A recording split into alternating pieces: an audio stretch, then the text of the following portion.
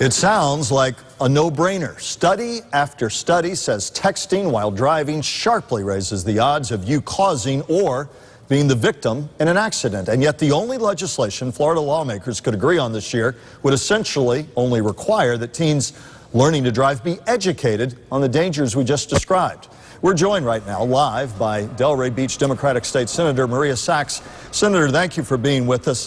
Why, when so many people say it's common sense to ban it, wasn't it? Well, too much politics got into play on good policy. And you know, Michael, this is time that we really need to focus on alternatives to this law.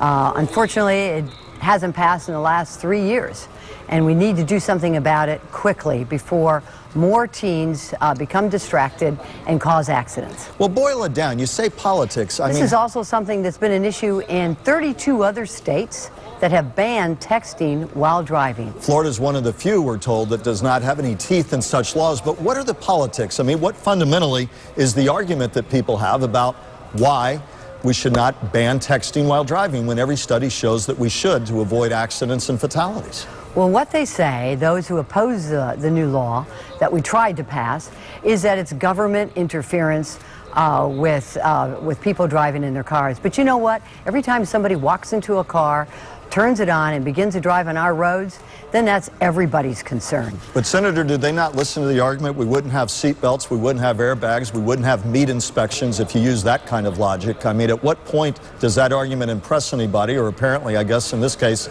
does not? Unfortunately, it impressed just a couple of people who had power in Tallahassee that stopped this bill from even going to one committee. Wasn't even heard in one committee. So what I like to say is that I need everybody, parents especially, to make sure that, first of all, when government fails them, families need to step up to the plate.